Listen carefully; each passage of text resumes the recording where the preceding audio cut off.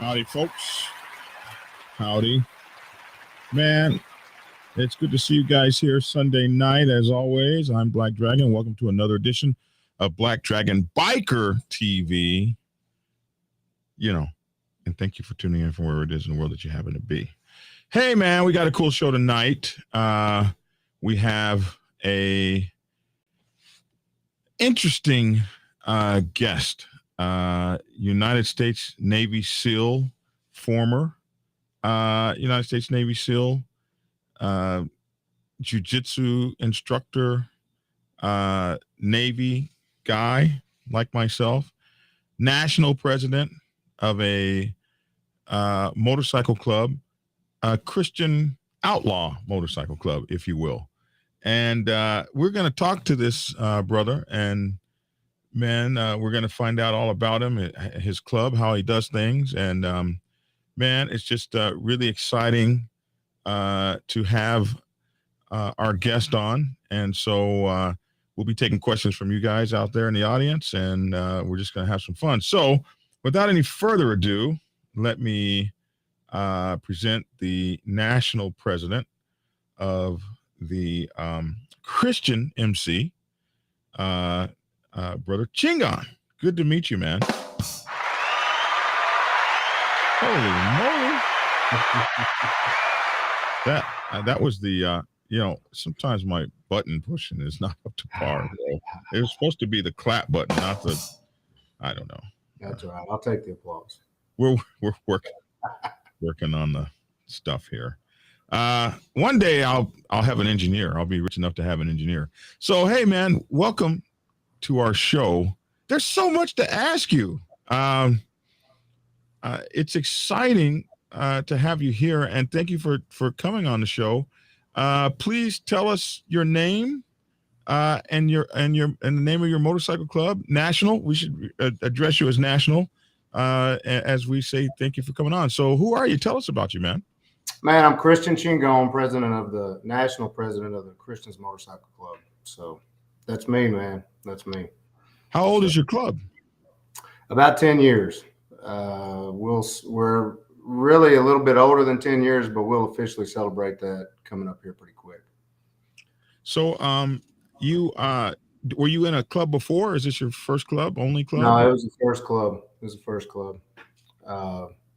I've been around, bikes pretty much my whole life. I started riding early, and like most of the guys, and rode all the way growing up. Went off into the Navy, and came back and started riding some more. So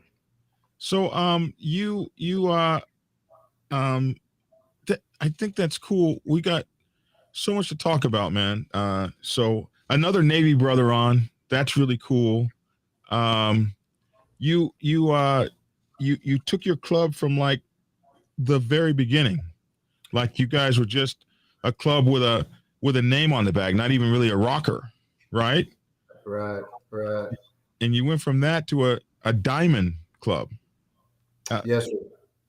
So we're going to talk about that. Okay.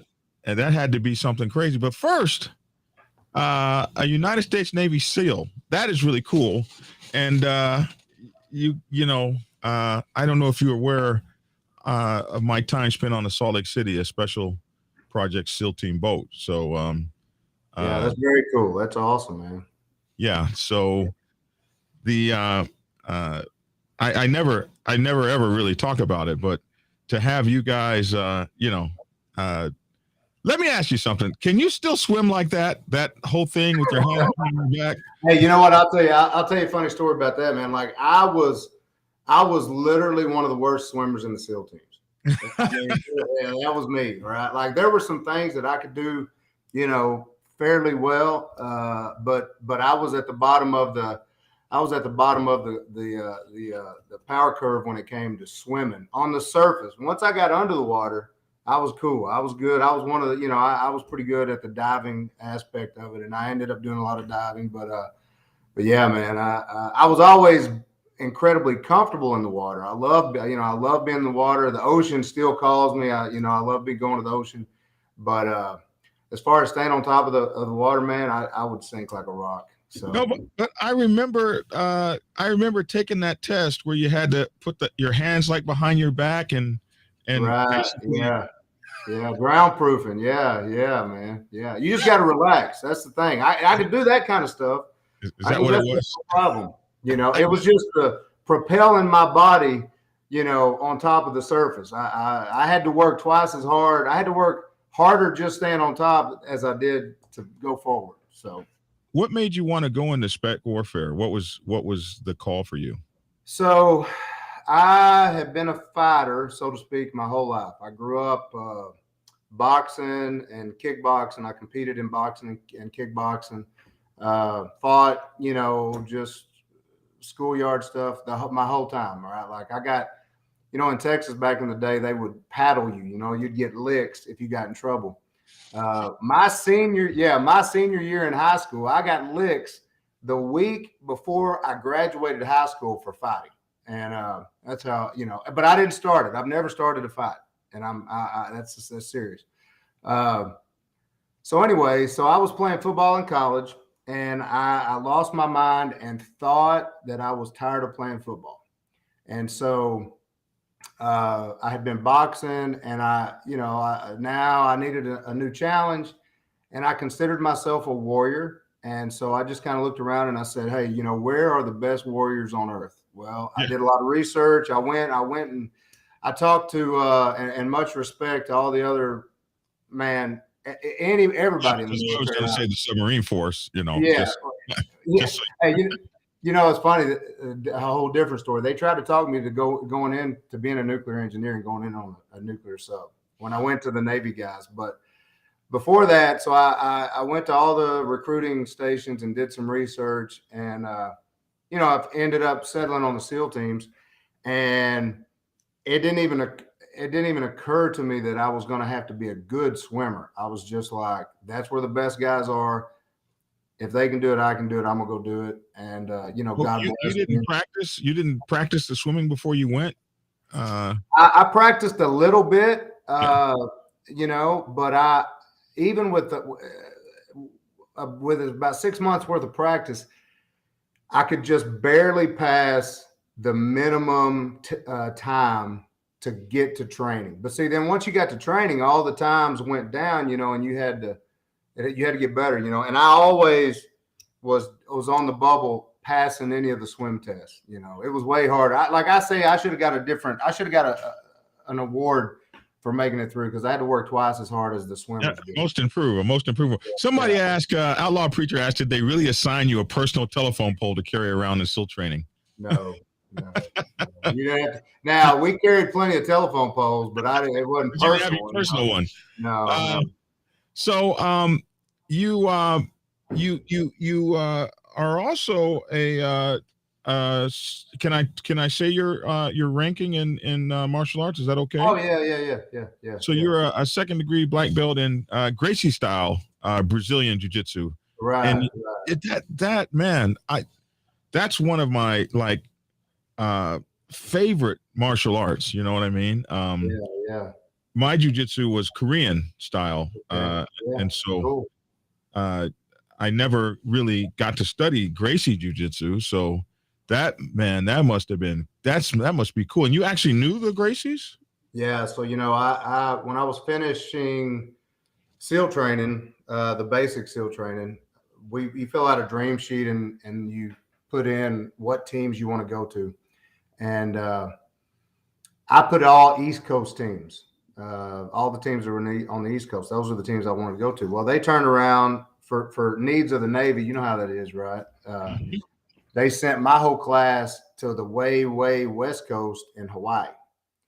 And so they had just moved a team out there, a very specialized team, and they had just moved the team out there, and they needed people. And so my whole team went out there. Well, I thought it was a curse, but as it turned out, Helson Gracie, that's where he lived, man. And he had been teaching. He was the guy in Brazil that nobody wanted to fight on the street. He was the guy, 140 something street fights, and so. I got out there and man, it was a blessing in disguise because several of the guys at the team were already training. And, one Friday I asked this buddy of mine, I'm like, hey, Justin, man, what are you doing tonight? And he's like, man, I'm going to go do jujitsu. See, and I'd heard about the Gracies when I was in high school. And they had an open challenge, and I remember seeing that and hearing their name. And I'm like, man, I'll go fight those guys. Where they at? Yeah. Fortunately, they were in California and I was in Texas, so it didn't. It worked out probably good for me. But anyway, so I asked Justin. I was like, "Hey, man, what are you doing?" He's like, "Oh, I'm going to jiu-jitsu tonight." I asked him where it was at. Helson was teaching at the University of Hawaii. He didn't even have his own academy yet, and he said, "Man, there's a long wait. Come and see. We'll see if we can get you in." So I showed up that night, man, and I've been training for 27 years since then. So. Yeah, that's all right. That's all right, man. I got to go to Brazil with him. Wow. So Helson Gracie, he's a red belt, 9th degree red belt grandmaster, no higher authority.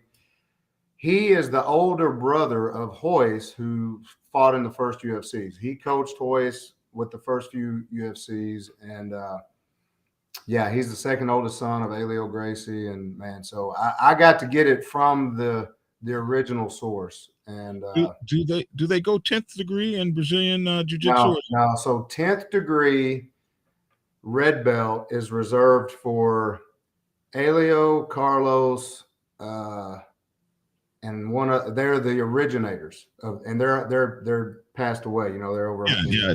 Typically, it's a posthumous thing. Yeah. So 9th degree is the highest anybody can get. And you got to start training when you're born, to get that. So absolutely. That's really cool, man. So it was your warrior background that made you go become a killer. Right. Yeah. I mean, my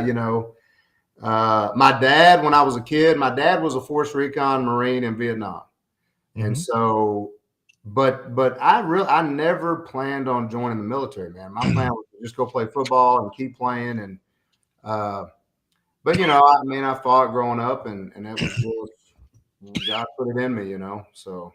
Your dad was Force Recon?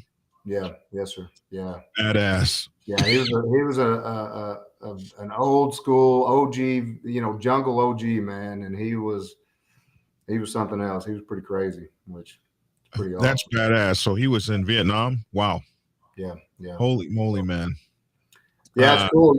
Since he's passed away, I was able to connect with, through Facebook, man. I was able to connect with guys that trained, that went to war with him. That they were in his company and platoons and all that. And man, that's so cool to hang out with, to know those guys. It's really interesting. I've had children of guys that are now passed who have come to me about their fathers, and it is just the ultimate honor to tell someone's child about the father that I served with, especially in this case. This guy was such an incredible person in my life. He helped raise me. I knew all his children just through the stories he told. So wow. Kind of cool, man. I want to, thank you and your family for your support of and service to the nation, man. Oh yeah, hey man, thank you. And like I said earlier, I when I was looking, and I ended up choosing the SEAL teams, man. I very easily could have gone to, Army or the Marine Corps.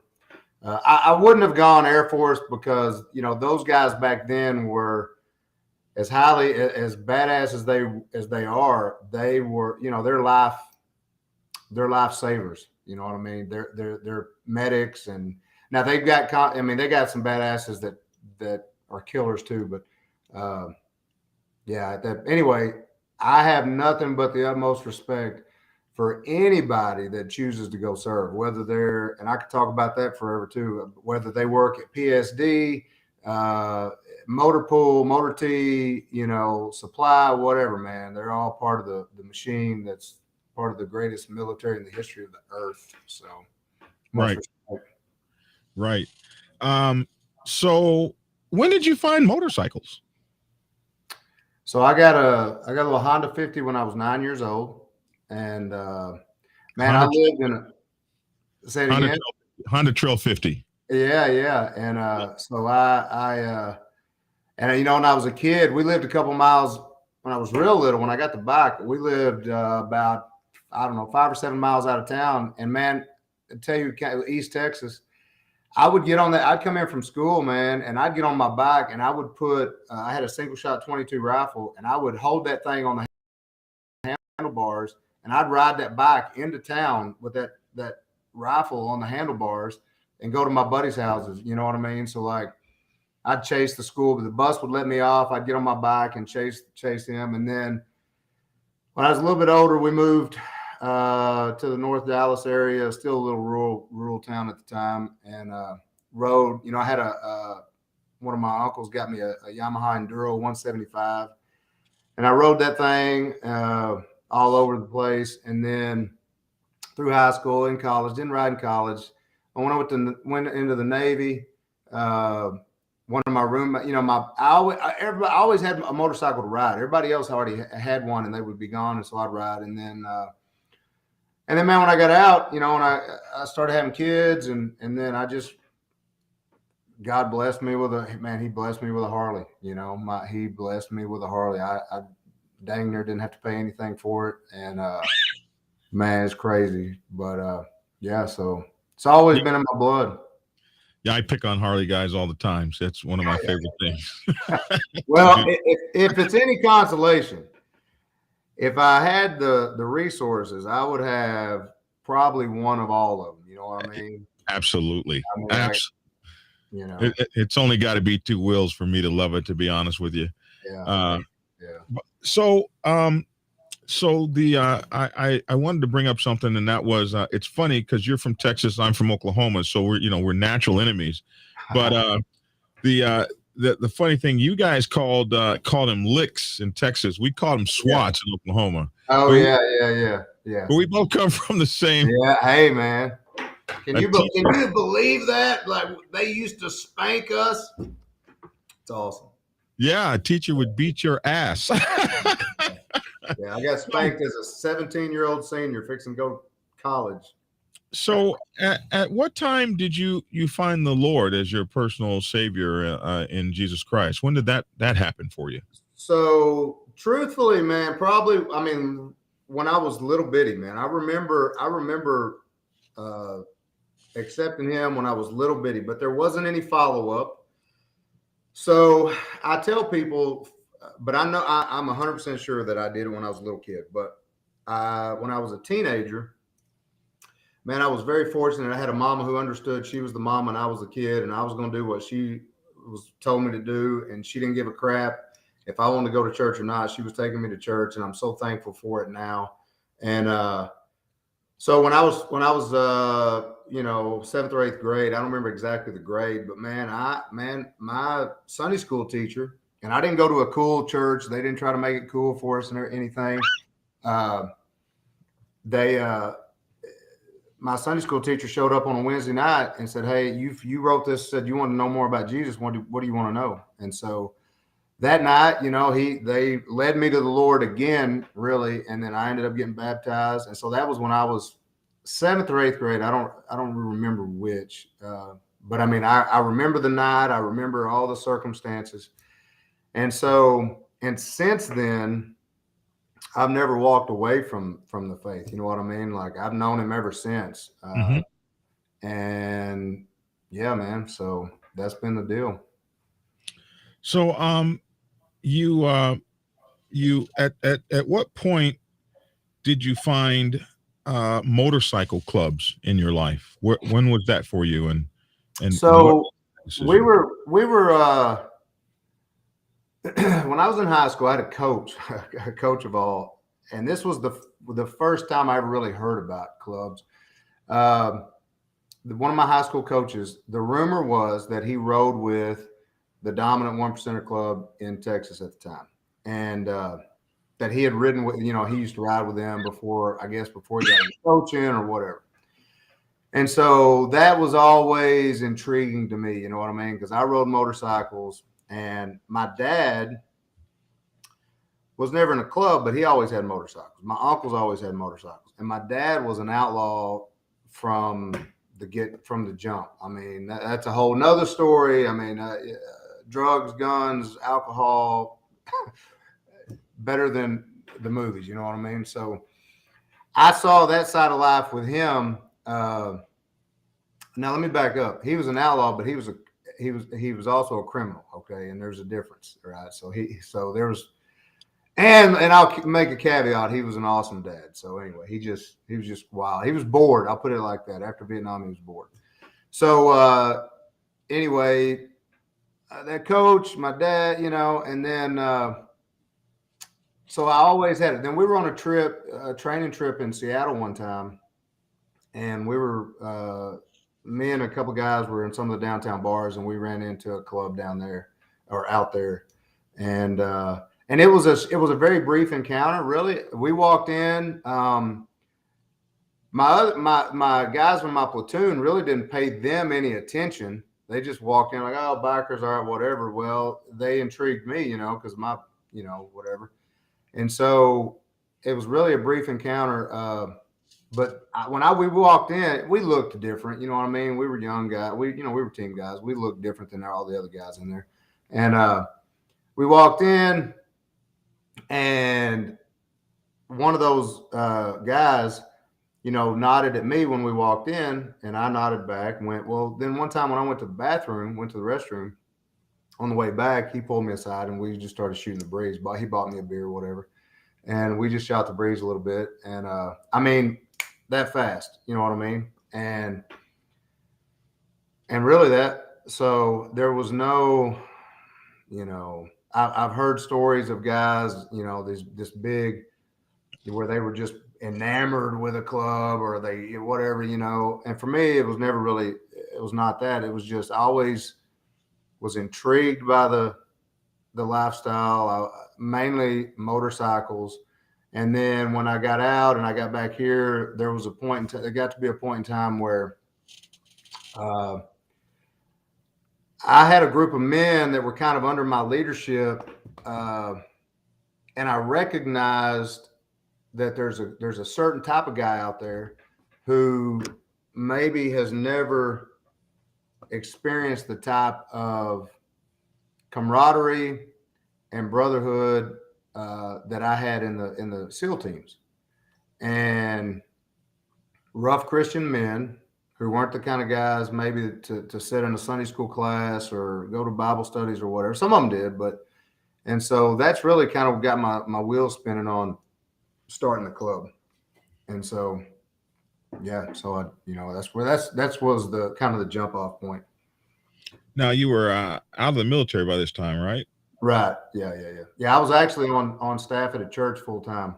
I went from this is crazy. I went from the SEAL teams to being a children's pastor, and because that's how you do it, right? You go from like killer to children's pastor, and so I was working with and there was a group of guys that I was riding with, and we would make runs together, and so that was kind of the core group.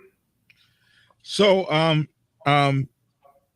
you decided at some point that you're going to have an MC, but it was going to have a Christian base to it. a Christian kind of meaning to it? What was the thought process behind that? So the thought process was this, man. These guys, okay, so there were whenever I first started talking about the club, um, it was not to start a ministry. You know what I mean? It was not. I was in ministry. I did ministry full time. I wasn't starting a ministry. I wasn't starting an outreach. I wasn't starting, anything like that. The mission was to start a traditional motorcycle club where rough Christian men could come and hang out, disciple each other, and ride motorcycles and have fun, so to speak. And also for that club to be an asset to the MC community. All right. So that was the mission. That was the vision for the club. And so I reached out to okay, so that was the deal. Now, why Christians? Okay, why Christians? Well, because before I'm a Navy SEAL, or before I'm a father, or before I'm a husband, or before I'm a jujitsu professor, before I'm a fighter, I'm a Christian. You know what I mean? Like, that is the core of who I am personally. And so there's a whole crazy kind of story to how I settled on the name of the club. And Well, let me ask you this: Can a killer, can someone who is employed as a killer for a living be a Christian? Absolutely. Yeah, And, man. and get to heaven? Is this possible? Yeah, sure. So it's funny. Yeah, absolutely. Here's the deal: we fight evil, right? And Christians were fighting evil all through the Bible, man. The biblical Christians, and I know the biblical Christians, and I say this all the time. Man, I wish we had a drone footage, right, of Jesus and the boys. You know what I mean? Like, I wish we had drone footage of what their daily life really looked like. You know what I mean? Because I promise you, they looked a whole lot like you and I than what people think about when they think about Jesus and the disciples. I mean, I know they were rough dudes, man. They were freaking rough guys. They weren't floating around with halos. Right, little baby wings, and so. But anyway, yeah, man, Christians have been fighting evil since the dawn of time, and the whole "thou shalt not kill," no, it's "thou shalt not murder." Right? We don't kill innocent people, man. We kill the bad guys, and so it just is what it is. So, and I'm sorry. Go ahead. Go ahead. Well, I was just gonna say, we had in one of my platoons, we had, I mean, out of a 14-man platoon, we probably had 12. There was either 12 or 13 dudes out of that platoon, which, by the way, was one of the best platoons in the whole Navy, in my opinion, obviously. But we had proved it as well. 12 out of 14 men, 12 or 13 of them were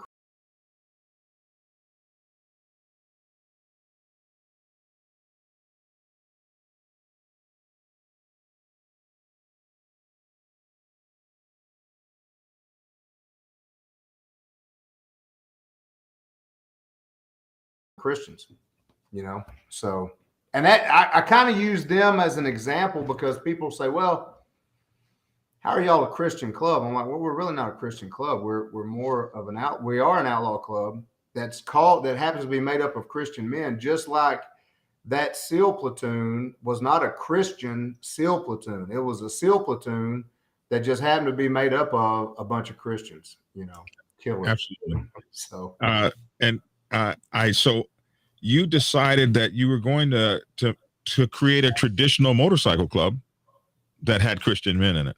Right. And so you could do things like minister and not be a motorcycle ministry.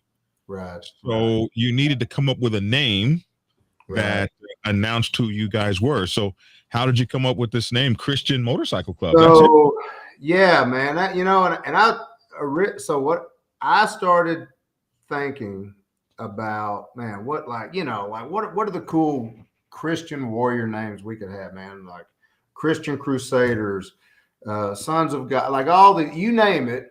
And I wrote it, I scratched it down. And then I got on and I did my Google Foo, and it was already taken. It was already taken. It was already taken.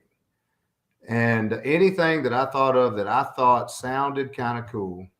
Sons of God MC. That's already there. There's a Sons man. of God. Yeah, they're well established. I've met a few of them, great guys. And so man, honestly, like I was praying and I'm like, God, okay, man, I don't know what to call this thing. And then I just remembered, I say I think he brought it to my recollection, but I was involved with this training class one time where it was made up of all these different guys from everywhere.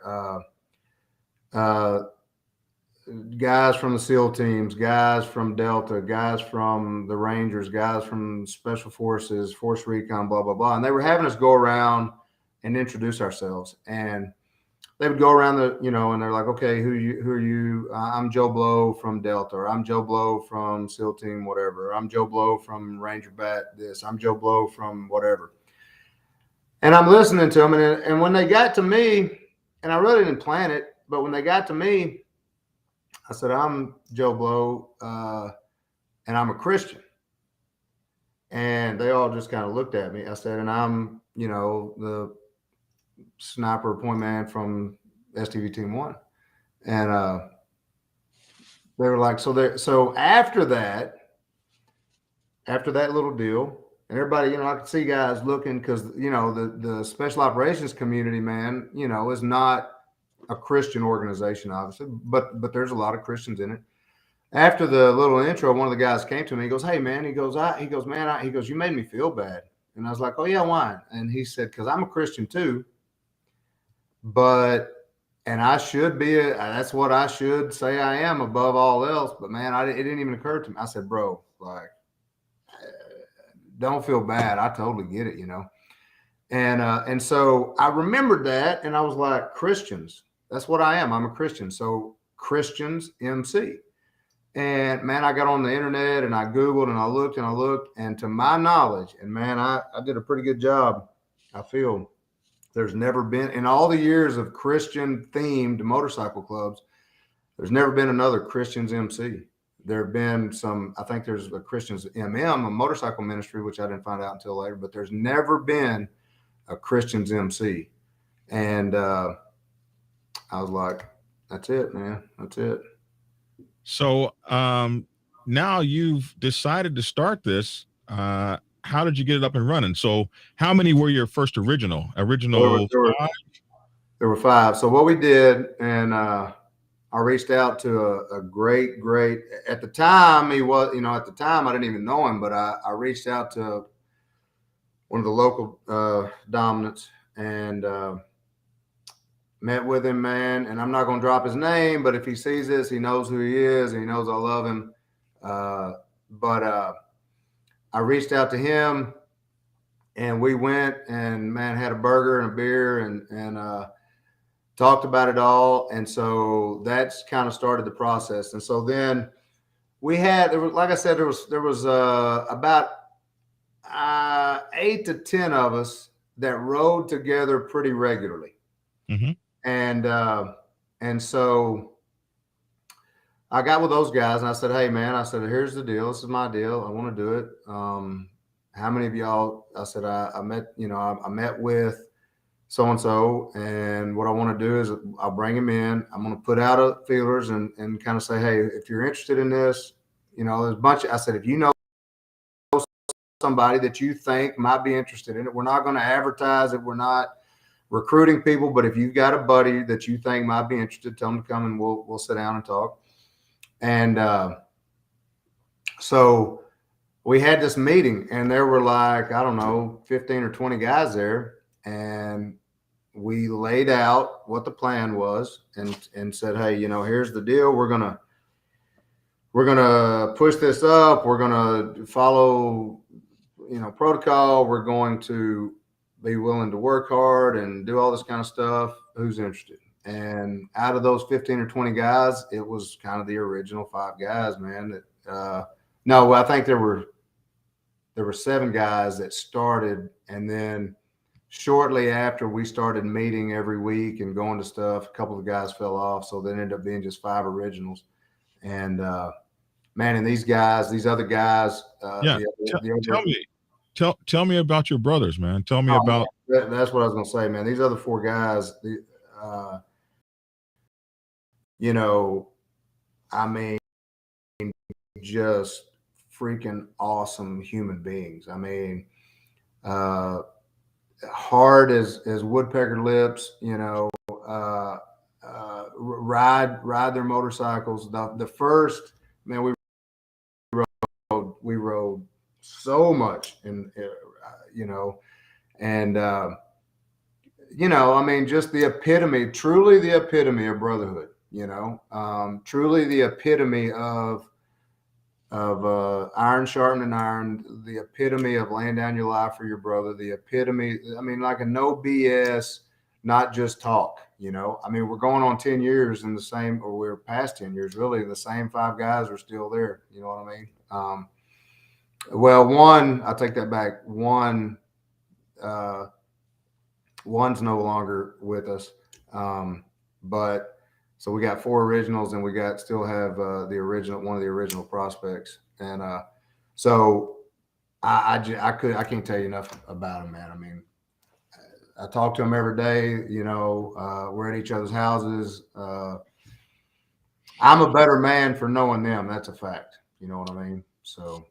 So I noticed in the progression of your pictures that that you didn't start with the diamond. You didn't start with the Texas rocker.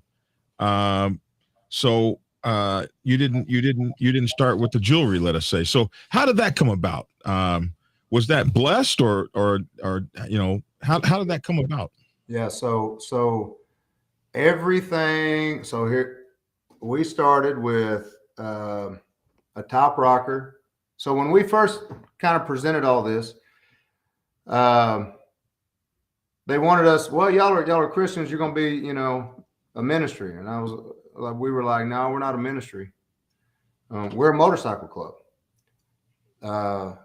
And they're like, well, nobody starts, blah, blah, blah. And we were like, okay, well, here's the thing. We're a motorcycle club, and we're not a ministry. We're not going to put MM on. We're not going to put RC. We're not an RC. We're not putting RC on. So we won't put anything on.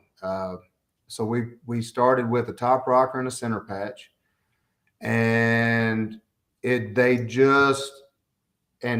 after that we earned a territorial bottom rocker. Our first was a county territorial bottom rocker. And at the time we were the only Christian themed club in the country that had a territorial bottom rocker.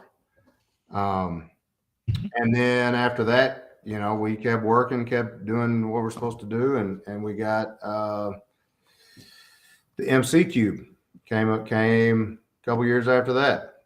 And then after that, talk started happening about the Diamond 13. And we went through that process, and then we got that. And then we kept talking and kept working and working and working. And then we got a regional Texas bottom rocker. Okay. We got a North Texas bottom rocker. Mm-hmm. And we kept doing our thing. And, and then, so all of that was blessed. And then some things went sideways. Some politics happened, and we went a direction that we needed to go, and that's when we put Texas on. And so it's been about 4 years now, and so it is. So that's how that happened. Wow. Okay. So, Right. Okay, like it works. So you've been holding that down, and I suppose yeah, you have to do what you do. People ask me all the time, and I say you have to do what you can do. Right. And I know you're standing on the arm of the Lord, figuring out which direction you need to go and what you guys need to do. Is this not true? Yeah, 100%. Like the I talked. I mean, there's a whole.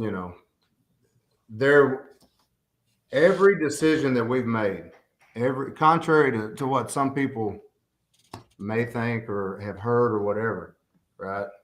I saw a deal. The truth is like a lion, right? It doesn't need to be defended. You just got to set it loose. And so uh, every decision that we make, that requires that's a big decision, right? And I'll say personally, every decision that I make regarding the club, man, I pray about it because I mean, you know how it is. Like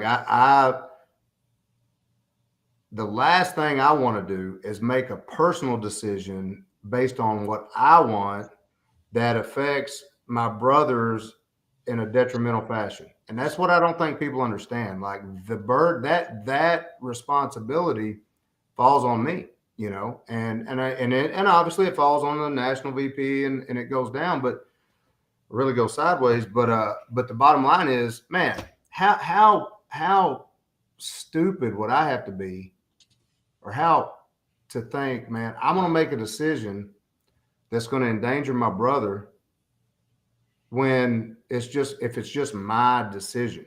And man, that's it ain't gonna happen. You know what I mean? It's just not gonna happen. So every decision we do, so all of those, everything that we talk about, man, bathed incredibly in prayer. And yes, sir. I mean, and it's one of those deals where club decisions, like, hey, here's what I know. If I'm sitting at a table and I've got let's just say it's just our national table, right? Mm-hmm. Or the regionals with the presidents. If we're sitting at the table, and this has happened, if I have an idea that I think I want to do, and man, I'm adamant about it, and I'm convinced, like, this is what I want, it's what I believe we should do. But every other man at that table says, no, man, that's not what we think we should do. Bro, the bottom line is they're right and I'm wrong. Mm-hmm. And you don't have to like it. I don't have to like it. I don't have to. That's just the bottom. That's what it is. And so every major decision that we've made has been like that. They've been club decisions. They've been made by men who are humble and they're going to pray about it, and they're not going to make a knee-jerk decision unless they genuinely feel like it's the direction we're supposed to go. So you guys have chapters in my own town, my own place, Oklahoma, and you're a few places, you're in Texas and stuff like that. That's really cool, man. What I want to do now is open us up to some questions, and I want to bring on a co-host who's now done with his show. I think he was on with Hollywood earlier tonight. So I want to bring on Big Bone 1%er. What's up, Bone? Welcome. Hey, what's going on, fellas? How you doing, Big Bone? Thank you. I'm doing good, man. I'm doing real good. Right on. I'm Christian Chingon, president of national president of Christians MC, man. Nice to meet you. Right on. I'm sorry. Tell me your name again, brother. Chingon. Okay. And see, I can say brother because that's like a Christian sort of a spin to it. You know what I mean? That's a whole other show. Like brother versus some guy. That's a different subject. But yeah, brother, it's good to meet you, Chingon. Nice to meet you. What I like that just happened was the protocols followed. And for people to see how that's done in real life, how introductions and things are how they're really done. That's really amazing and awesome, man. And it's crazy because we're all from different parts of the country, but the MC stuff works the same, huh? Yeah. Let me share this with you. So what happens, and I'm going to keep it brief, but a couple of 3 different things all at the same time. So as a rule, and I find myself breaking this rule sometimes because I get, honest to God, sometimes confused. If I say to another bike, let's isolate this just to bikers in the MC culture, right? If I'm talking to another man, a biker, and I say, "Hey, brother, such and such, blah blah blah." Well, if I say brother, that means either A, he's a brother that's in my club. B, we're the same status as in the sense that we both wear that jewelry, because we're in a club or we're in a special association that says that, okay, we're of the same ilk, for lack of a better way to put it. There's that. Then there's also, if I'm talking to a fellow who's in the Marine Corps, different club, diamond or no, but he's a Marine, I'm going to say brother, because I'm actually saying brother to him as a Marine, not anything related to the to the MC, right? But then, right? So there's like and I could go on with that. But if I'm talking to, under certain circumstances, certain individuals that might be, say, like in my support club, some guys in my support club, I'm going to say brother to, some I'm not. Because to some I'm big brother, some of them I'm brother, depending on who the hell we're talking to. So, so this stuff with all this jewelry, this 1% shit. Somebody told me one time, man, you guys don't follow nobody's rules. I'm like, man, we got more rules in the Constitution, and you better learn them. But having said that, Chingon, good to see you, brother. Right on, bro. I appreciate that. Thank you. Okay, so we got some questions here. One of the questions was somebody asked Chingon, what are the requirements to join your club? So you got to ride a Harley or American-made bike.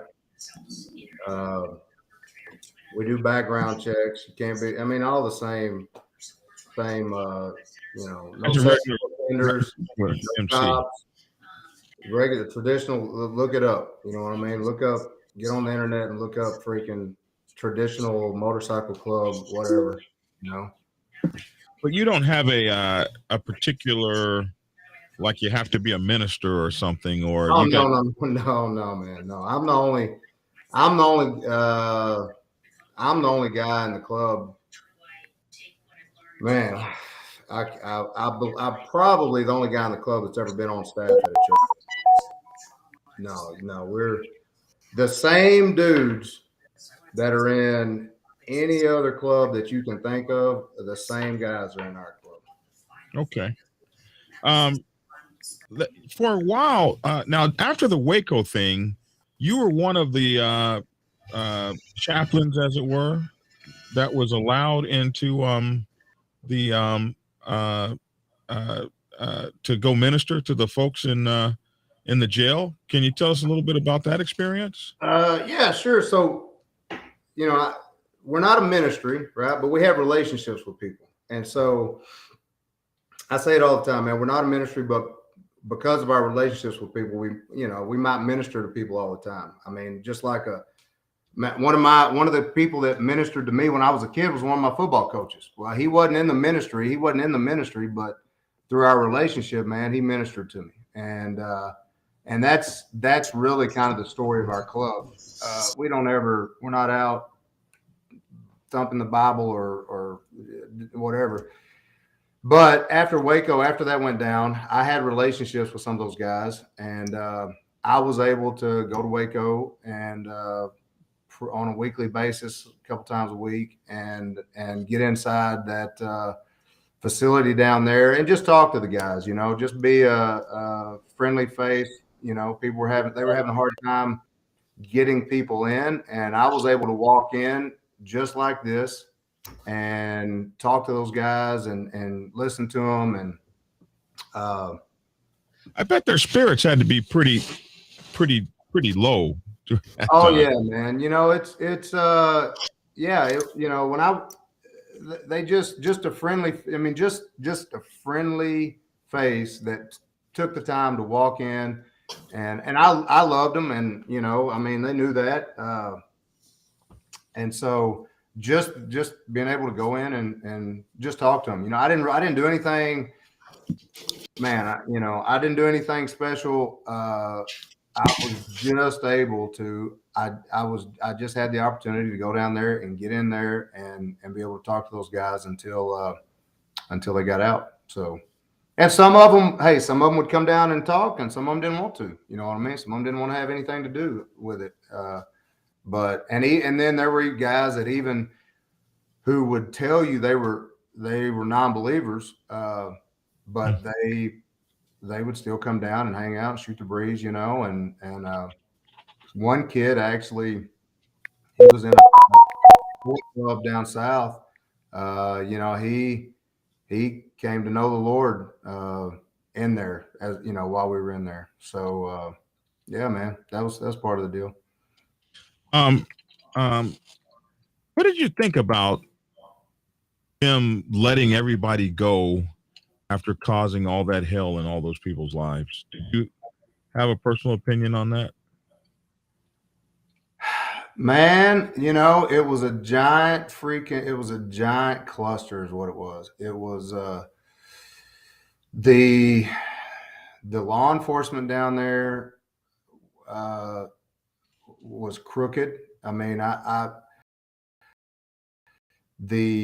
whatever the DA or I don't even know what he was or whatever, but the guy that set $1 million bond on every one of those guys that they threw in jail, that had never been done before. And it was ridiculous. It was freaking unethical, and it was ignorant, and it ruined a lot of people's lives, so I'm just thankful, and that really, I don't think anybody ended up going down for it all. And so on the club side, I think everybody was exonerated and got out, and it's just a tragedy though. The restaurant lost its license. 9 people lost their lives. Right. How many people went to jail for almost a year on $1 million bill and lost their jobs, their houses, their homes, their cars, their wives and families and relationships, and all this guy lost was his job. Right. Yeah. Hey, we had a couple of guys arrested last year. We were going to a party. And we had a couple guys arrested. The gang task force was out. They arrested 50 something people that day. They arrested 2 of our guys for nonsense, complete nonsense. And at the end of the day, one of the guys completely exonerated. The other guy's still working on it. It's going to all be exonerated, expunged, whatever. But it cost the club $10,000, and in lawyer fees, it cost the club $10,000 just in lawyer fees, not to mention, impound fees, and all the other stuff. So exactly. I mean, the burden of it doesn't end just because somebody doesn't go to prison, So, it's tough. What do you think about other types of martial arts like karate or kung fu? Are you a BJJ is the only thing, or? No, man. So I started off, man, I've done a lot of different martial arts, and I see value in all of them. I'm a martial artist. So if I was just independently wealthy and I didn't have to run a jiu-jitsu academy, man, I'd train all kinds of stuff. That's cool. So, I love all of them. If you want to start debating what's better, this or that, man, all I can say is come up to the academy and let's find out. Oh. And you know what's great about that? I'll tell you, this is something that's really interesting, because, and this is what I love about these shows that we do, is that we get to talk to a lot of different folks, and in the process of doing that, we find a big commonality, like liminality. So I know Black Dragon. That's the name, Black Dragon. A lot of folks don't know. I know where that name came from. But hold on, let me see. I gotta. Yeah, you're overmodulating. Echo 39. I'll copy over. Is that better? Licking chicken on the mail. Echo 39. How's that? Anything? Copy. Test sat. Test sat. That's what we said in Nigby. Okay. Test sat. A little bit. Just a little bit. Just a little bit. You're still breaking up a little. Hold on, here's let me see. All right. I don't know. One of these buttons does something. I'm not sure which. One of these buttons does something. Is that better? No. What about now? All right. Yeah, go now. Okay. All right. So what I was babbling about was Black Dragon, myself, and now I'm learning you actually have a martial arts academy. We all have a martial arts background. You're very actively in the trade. Hold on a minute. Yeah. This is what you need to do. Hit the number 1 on your box. Hit the number 1. Yeah, hit the number 1. Now you see level over there to the right. Got it. Hit level and bring the level down. Okay. Let's see. How's that? No, let's try it again. How's that? Better? No? Talk. Keep talking. I'm saying, how's that? Better? Man, I don't know what's going on with you. You're not doing good. Let me see. What about that? Hold on, let me try that one. How's that? That's a little better. A little better? Go now. Let me see what happens. Okay, what about now? You're still breaking up. I don't know what the hell that is. Am I breaking up, or do you just not hear me? You're breaking up. You're in and out. Oh, shit. You got me. Stand by. Let me, I got all kinds of gadgets here. Let me see if I can figure out what's going on. Okay, what about now? Nope. Keep talking. No? Okay. Talk. Okay. Once upon a time, man, did you order the code red? You don't want me on that wall. You don't want me on it. You need me on that wall. That's it, right? You're in now. I hear you. Okay. You want me on that wall. You need me on that wall. You were on it, man. You don't want to talk about it. Talk off. Turn your head. Talk off. Let me see. You were on it for a minute. Talk face to mic. Face the mic. I think that might be. What about that? Okay, now is that better? I'm talking. Is that good? No? That sounds better. Okay, that sounds better. Yes. Hold on, let me bring it closer. Is that what we needed? A little closer to the mic. There we go. Okay, I was too far from the mic. Maybe that was it. This is one of them fancy noise canceling things. That was probably the situation. All right. So, hey, I just learned something. All right. So, anyway, I think I was discussing a few good men. You can't handle the truth. All right. No, but what I was talking about was the commonality between that I find, and I never know from whence it's coming. But in this circumstance, we're talking about martial arts. Of course, we could tap into religion and all of that, but it's just really interesting, because I've got a background from the Marine, actually before the Marine Corps and during the Marine Corps. So martial arts was something that was always near and dear to my heart. And I always wondered whether that was something, well, is that like back in the day, hey, is that a Marine Corps thing? And then later on, I'm like, hey, maybe that's a biker thing. And then as I, spend over a lot of years, I realized a lot of guys dig the whole martial arts thing because they saw Bruce Lee once or twice, or might have been Chuck Norris, and they don't really have a legit martial arts background. They just talk about it, and that's all right. But it's kind of cool to hear that about yourself. I was wondering, in regard to your club, man, it sounds like, and again, I'm just coming in and getting familiar, or not getting familiar, but I'm just hearing about you a little something. Has your club been around a long time? 10 years. 10 years. Okay. Right on.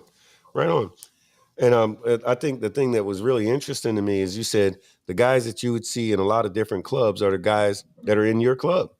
And that's a really interesting thing, man, because I think that the thing about this MC lifestyle, even though there's some guys say, oh, I'm going to, this is the club, this last club, only club I'm ever going to be in. And then they find themselves, I know from talking to some guys from some, I'll say similar, no offense, but I might be talking to somebody from CMA or Brothers to the Win or something like this. And there's guys who used to be in one club, maybe they had a diamond, maybe they didn't, and they find themselves over there. I've always been curious as to how that transition happened. So like, what was it?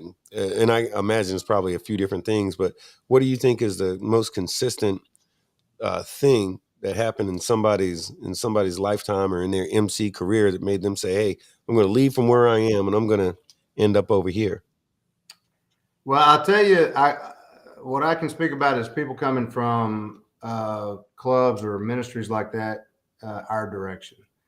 And we have guys in the club that have come from motorcycle ministry. We got guys that have come from 1%er support clubs. And we've got guys that have come from 1%er clubs. But as far as the guys that come from ministries, they jump into, and I think it's probably, well, I'll say this, they jump into one of the, whether it's a ministry or a Christian club, and it's thinking it's going to be one thing and then finding out that's not what it is. Finding out it's more, anyway, I'll just say that, thinking it's one thing and then finding out that's not what it is. And when that happens, we're very upfront with them in regards to what we are, because as y'all know, I don't want somebody to get out on the road with us or have some conflict with some other club or some other people and all of a sudden discover, oh yeah, what they told me is true. It really is what it is. And so from that aspect, that's the desire I see a lot of times when they come from that, is they think, man, I'm a Christian. Maybe they don't have a lot of exposure to other clubs, and they see a particular ministry or a particular Christian club, and they say, I'm a Christian, I ride a motorcycle, that's where I need to be. And then they get over there, maybe they discover, once they're around maybe us or somebody else, they discover, hey, that's where I really should be. And why would you say that is, though? Well, and what, I guess my question would be, what would differentiate you from, like, and forgive me for using them as an example, but they're the ones that come to mind, CMA. Okay. Like, what would differentiate you guys from like CMA? So the difference between them and us is we're an outlaw club. And so, and they're not a motorcycle ministry either. Yeah, we're a territorial motorcycle traditional MC, right? Traditional MC that does what we want to do. And so some of the, I mean, that's really the answer in a nutshell. But some of like the specifics, I'll give you some of the specifics.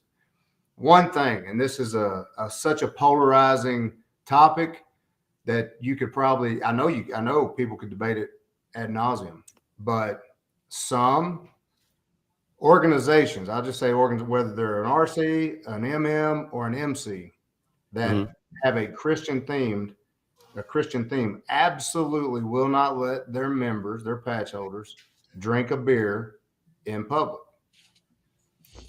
We do. We're authentic. When I'm out in the public, I'm authentically me, and I drink beer. Now, I don't go out and make a fool of myself, but I drink beer. I've been known to do that on occasion myself. Yeah. No, this isn't real. It's just for display. But I'm sorry. Go ahead, brother. No, well, that's the. I haven't heard you curse yet either. Me? Yeah. Do you curse? Oh, no, yeah. Well, here's the thing about that. Like I meter it, right? I govern it, and I don't want this thing to be taken down by the freaking internet. Thank you. Somebody cares about it. Did you get that, Bone? Me Somebody? Too. Yeah. I'm not a cusser. Yeah. Not all the time. Yeah. Listen, I think one of your club, is this Paw Patrol, one of your club brothers? He said, ask Chingy, what was the make of the bike that broke down on the Cali trip? Man, it wasn't a Harley, Black Dragon. It wasn't a Harley. It was a freaking Victory, I think, a Victory or Indian or something. Yeah, probably one of those Honda Gold Wings, because you know those are crap. It cost us about 6 hours out of that freaking. Yeah. You said it was a Honda Gold Wing, wasn't it? Shout out to Troll, man. He's a freaking stud. So. Oh my goodness, man. So okay, so I got all these questions here. Let me try to shoot them at you in between what Bone is asking. I hear oh wait, let me see. I thought I had some questions. Let's see. Did I answer your question, Bone? Did I answer that? Yeah, I think man, you did, and I think what you guys do is just incredibly interesting because, you know, being on our side of the fence, and I've been around for a minute, and it's always in the thing I've learned. I don't know everything, and it's rarely it's rarely a week goes by that I don't learn about something new or get introduced to somebody new or find out about a new club like yours. And I say new, not a new club, but new to me. You know what I mean? Sure. And that's part of what I love about this whole lifestyle, man. Is that, you know, my father used to say when you stop learning is when you start dying. Yeah. And so no, I'm just intrigued. I mean, in a good way. I'm intrigued by what you guys do and how it is. And I've heard tell of Christian motorcycle clubs that were one percenters. And honestly, like a lot of folks, I'm sure you've heard this 8,000 times, where fellas get to scratching their head and like, how does that work? So it's fantastic to actually be able to talk to somebody like yourself and actually get a glimpse of, hey, what does that look like? Because you know we've got there's Christian clubs in my area, and there's Christians that are in all kinds of clubs in my area, but there's no Christian MCs that are one percenters in my area. You know what I mean? Or in areas that I've been to or spent time with and all like that. So, and I know it's a thing. I've heard of it. Just so I'm looking at you like Sasquatch. I'm like, wow, I've been hearing about this dude for a minute. Yeah. And like, there's a real one. Like Black Dragon caught him. What the hell? We're gonna display his ass tomorrow. Being a Christian-themed outlaw MC in Texas, are you having the same issues that other outlaw MCs are having with the Texas Police Department, harassment, stereotype, pulled over for being a biker, that kind of thing? Well, I said a while ago. Yeah, I said, yeah. So that TDPS, he's just talking about the Highway Patrol. Right. DPS, Highway Patrol. Like I just said, man, it cost us $10,000 last year. You know, cost the club $10,000. We covered everything for our brothers because all they did wrong was have our cut on their back. And you know, so and I'll say this, man, like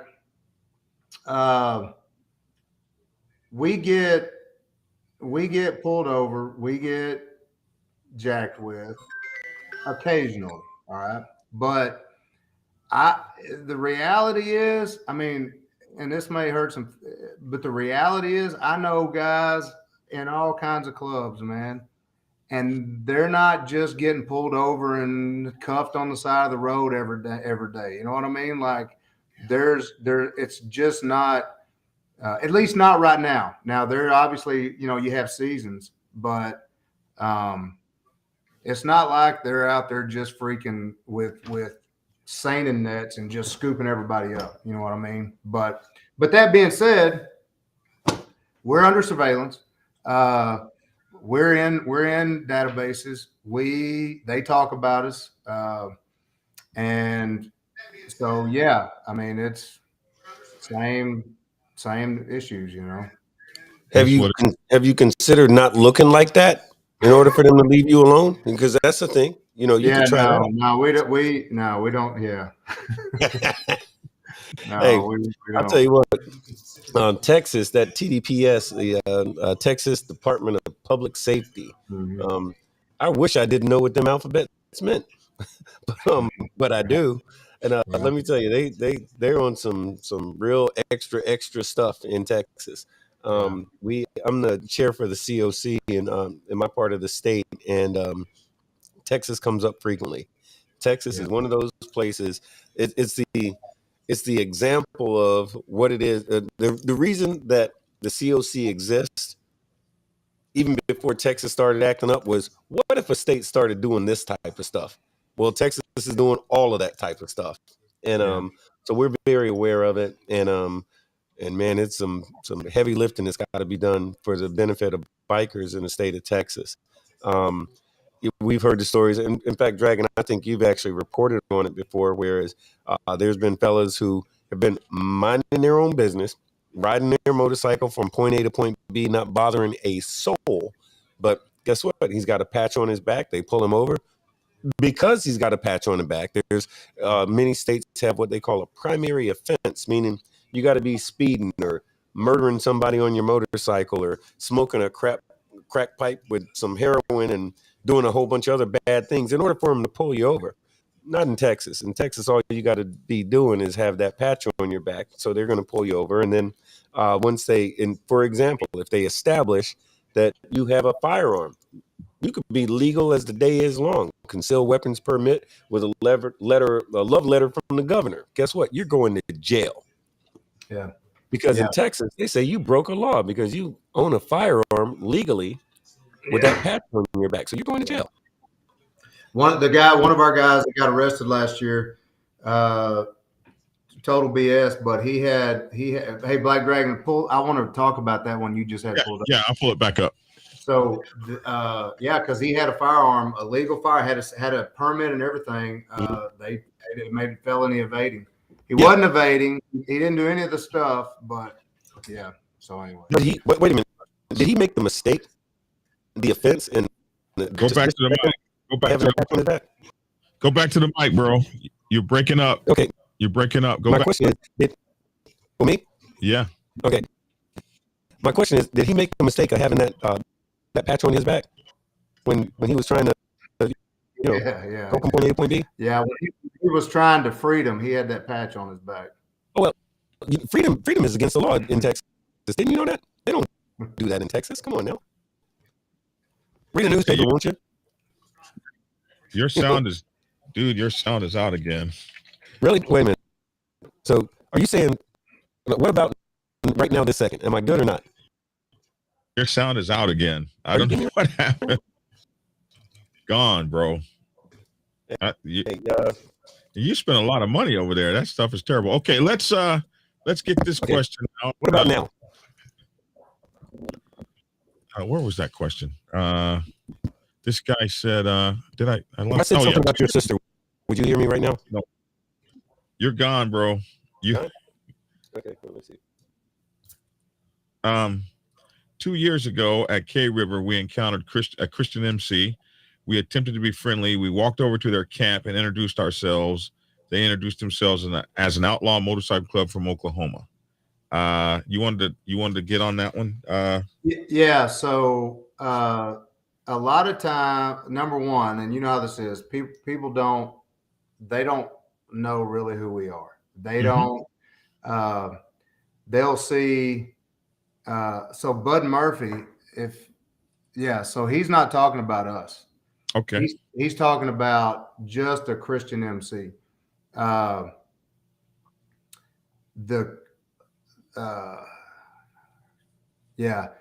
he's talking about just some generic Christian motorcycle club. He's not talking about the Christians MC. Okay. So I can't speak to the incident they had with that group. They just weren't us. You know what I mean? That wasn't us. I know Bud. I think that's him. He's in Fort Worth. And so anyway, yeah. Hey, yeah. Can you now? I know Bud. Can y'all hear me now? Okay. Okay. Now you got an echo. Oh, stand by. All right, let's try one more again. Do I sound as good as I look right now? You're sounding good now. I don't know what happened. You're sounding good now. Just admit, I sound almost as good as I look, right? You just sound good. You're just sounding good right now. Well, all right, fine. Do you have any final questions? Because we're Yeah, about man, I've got about 100 questions because I'm telling you again, Sasquatch. I just told you a little while ago. No, but man, so are you guys on the East Coast or are you just in Texas or where are y'all? We're Texas and moving to the West Coast. We don't have anybody on the East Coast yet. Okay, so why do you hate the East Coast? And I love the East Coast. We're just looking for the right guys. It's hard. Yeah. I'll be honest with you. It's hard for guys to get it going, man. And it takes the right guys. They got to have the right constitution. They got to have stones, and they got to have the desire. And it's just hard so far, man. So.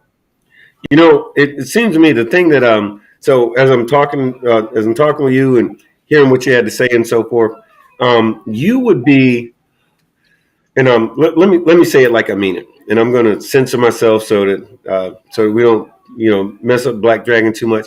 So my thought is you're the example of, and I'm not trying to kiss your ass or nothing, but you're sort of the example of when I was a kid, right? And I go to church. I went to Catholic church. I went to Baptist church and all like this. And man, I'm getting ready to piss a whole bunch of folks off. But I used to think, man, some of these fellas here in these different churches, man, they're soft as drugstore cotton. And it didn't appeal to me because that wasn't what a manly man was supposed to look like. And I don't mean the guy who's beating up women and busting people in the head with whiskey bottles, but, be a man, right? That was my way of thinking about it. And then I actually connected with, at one point, I was training a bunch of guys from the FOI, the Fruit of Islam. They were part of the Nation of Islam. And I'm like, man, these some macho so-and-sos. They didn't cuss, they didn't drink and all like that, but they acted like men. Mm-hmm. And it was years before I met a legitimate group of guys outside of them cats who were Christians who acted like they had a pair, if you know what I'm saying. And that's what you guys look like. You guys look like, because the way I had my uncle used to say, he goes, hey, man, one of my uncles used to say, hey, he says, being a man of God is not for P words, Right. So, hey, Dragon, you saw what I did? I cleaned it up. But yeah, he says, hey, you can't be a P word and be a man of God, because, you gotta stand up. Sometimes you gotta, and he gave me all these examples telling me how Jesus beat up the Philistines in the temple. And I'm like, wow, who knew all of that? All I knew was water in the wine. I didn't know nothing about all of this whole other kind of cool stuff, but the thing is, and I'm not trying to just put attention on just that section, but my point is, though, is that it's a good look. It's a good look, man. And, and everybody doesn't get down the way that you guys get down. But then again, everybody's not a 1%er. So I kind of dig where you're coming from. So that's all. I mean, I got about 8,000 other questions, but we don't got that kind of time. But I dig it, man. Well, thank you. I appreciate that. That means a lot to us. Yeah. Well, listen, man. Stop cussing so much, though. If you could stop cussing a little bit, that would help out. We have really enjoyed having you on the show. Holding these people's attention for this long tends to get a little tricky after about an hour. So, I'd love to have you come back on the show, and I'd love for you to be part of the roundtable from time to time, man. If you're, man, I love the community. I love education. I love hanging out. You know what I mean? Like, so yeah, it'd be my honor. Right on. Do you have any final message you want to leave out there for the world about your club, or something you want to say? Man, if I'll just say this, like I'm very, very blessed to be associated with the men that I'm associated with. We're very blessed in the club. We work hard to become better men, and man, I guess the message would, I would love it if we could preserve this way of life that we all enjoy, and make some wise decisions when it comes to interacting with each other, and I'll leave it at that. But I think that's probably the biggest message I would have is, man, hey, let's try to be wise. Let's try to be wise when we interact with people, so lives aren't ruined, a culture doesn't disappear, and families aren't destroyed because we don't think before we act. So yeah. It's been my honor to have a preacher on, pastor, war god, fighter, Navy SEAL, which we Navy guys are so much better and tougher than the Oh God, here we go. At least better looking, right? I mean, at least better looking. I don't know about the rest, but no, I got to argue with you about that. Bone, I don't think you were on yet, but my father was actually a Force Recon Marine in Vietnam. See, I always liked you, and let me tell you why. Okay, look here, right here. Here's his EGA. Bam. Oh, flicking Rob. Yeah. So. Oh, right on. See, Dragon. Dragon, take some notes right there. What you said. I'm with you, Chingo. See, okay. Oh, foiled again. Oh my goodness. Listen, it's been a real pleasure to have you on the show, man. I can't wait to have you back. Just thank you for taking the time. This will be up on Facebook as soon as this show's over. For some reason, the Facebook feed wasn't working. I'm so sick of this program, this Restream program. I'm going to StreamYard. But anyway, I love you, man. Love you to death. Appreciate everything. Thanks for coming on. And, ride free, ride with your brothers and do your thing, man. We got chapters in Dallas and Houston as well. So when I get through, I'm going to holler at you and come. Yeah, absolutely. Absolutely. Right on, brother. I appreciate that. Thank you guys so much for having me. Take care. Have a good night. Yeah, I'll give you a holler after this. Okay. Bone? Man. Another good one, huh? Yeah, man, that was very cool. That was a hell of a good guess. Yeah, I can say that. Well, I'm like looking over my shoulder for the pastor because I used to have nuns that would beat me for bad words, But no, man, I think that was a hell of a good guess and it's legitimately interesting because it's not that I've met or heard of that often. A Christian club, a Christian with a diamond, yeah, a whole club. That's a rarity, and it's an impressive to kind of like hear what he had to say and so forth. That was definitely impressive, man. So good job. That was a good job. What'd you do on your show tonight? The Big Boneyard. It was a fun show. We talked about wartime. Matter of fact, let me see if I can find it. It was a hell of a good, because we actually gave it some thought for a change. But it was I tease about that, but it was actually called. I'm going to pull it up for you properly. I can get my phone to act right. There's a little information. It was. Damn it! Come on, thing. Okay, it was War and Peace, Battle Hardened Brothers, Weekend Warriors, or Hippie Bikers, Sex, Drugs, and Rock and Roll. That's what this biker shit is all about, right? Well, some would say yes, but some of us know better than that. Some of us had to defend our brothers, families, then way of life with all we had. Hospital visits and funerals is something that we know a lot about. So why be in a club? Let's find out tonight on the Big Boneyard. So that's what we were talking about tonight. And we went left, right, and sideways about that subject, about the differences between brothers who came into their club or who was in their club during wartime versus not. Is there still a wartime? What does that mean? Some folks don't even like that word, war between club, biker war. Some people don't even like that term. But then there's also what the media says. How does the media describe or they basically create their own narrative about us? You actually came up in the conversation.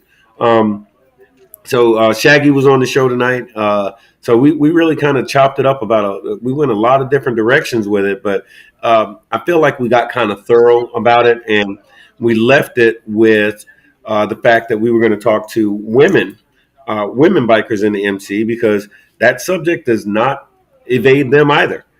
So what, if anything, so we're going to do a bit of a follow-up sometime later on where we involve women, where we're going to get some women bikers, both POs and women and female MCs and like that, and kind of delve into that a little bit as to what their perspective is on it. But it was a fun show. We were able to talk about a lot of really important things, and we had some great questions and comments and stuff like that. So it was pretty good. Really cool. Hey, well, look here. You guys make sure to check out the Big Bone Yard here on YouTube, and check him out on Sunday nights. Were you on Hollywood show tonight too? No, that's not tonight. I'm going to be doing Hollywood. I guess in a few weeks. I think going to do something with Hollywood. But what is it? All right, I know the date. I got it written down, but it's in the next few weeks. I'm going to do something with Hollywood though. All right, Bone. Love you much, man. I'm going to let you get out of here. Thank right you. On, have a great night. Man, thank you, brother. Take care. I think I cut him off a little too soon. So, man, listen, man. If you guys know someone that we should be interviewing, please hit me up at Black Dragon at blacksabbathmc.com. Black Dragon at blacksabbathmc.com. Yeah, we had a wonderful show here. Thanks to our executive producer Merlin. He put this together for us tonight. So, man, everybody's just helping us do our thing. Man, so let me just hit you guys with this stuff. Traveling Brother Cigars, that's my bros in the club. They've got a cool online cigar business. Hit them up at travelingbroschcigars.com. Travelingbroschcigars.com. Hit them with my discount code Black Dragon TV and get you some discounted cigars. That'd be kind of cool for you. If you want to know how to turn your motorcycle club into a 501c3 or a 501c7, make sure to hit up Attorney Matthew Nolan at 612-644-3837.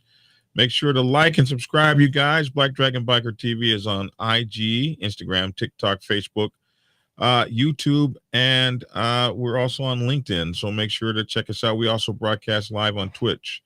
Order my books: Prospects Bible, Sergeant at Arms Bible, President's Bible, Public Relations Officer's Bible, all available on Amazon Kindle, or you can get your autographed copies on blackdragonsgear.com.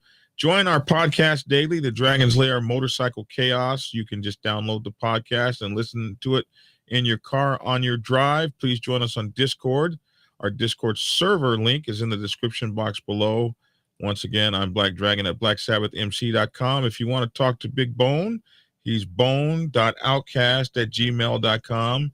And if you want to talk to Big Bone on Instagram, go check him out. It's Big Bone OFFO on Instagram. And if you want to talk to our guest today, his Facebook page is called Christians MC, Christians Motorcycle Club. And this is his Facebook page here. So make sure to go check them out if you're interested in becoming one of those guys or whatever the case may be. I'm sure the national president will tell you how it's done. Hey, that's my 2 cents. Love to hear your 2 cents in the comment section below. See you tomorrow morning. I'm Black Dragon. I'd like to say thanks for tuning in and get skinny. Yeah.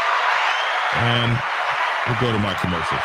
Prepare yourself to take the helm as president of your mighty motorcycle club by delving into the pages of Black Dragon's newest book, The President's Bible, Chronicle 1, Principles of Motorcycle Club Leadership. There you will learn to advance your skills in applying the 14 scientific principles of leadership similar to those taught to officers in the United States Naval Service. Available in hardcover, paperback, and ebook. Get yours today on Amazon, Kindle, or order it at your local bookstore. Order your autographed copy from blackdragonsgear.com. Be the best motorcycle club president you can be. Get the book. Get Black Dragon's first book, The Prospects Bible, to learn how to join a motorcycle club. It has been an Amazon #1 bestseller for the past 7 years, and is required reading for over 3,000 motorcycle clubs worldwide.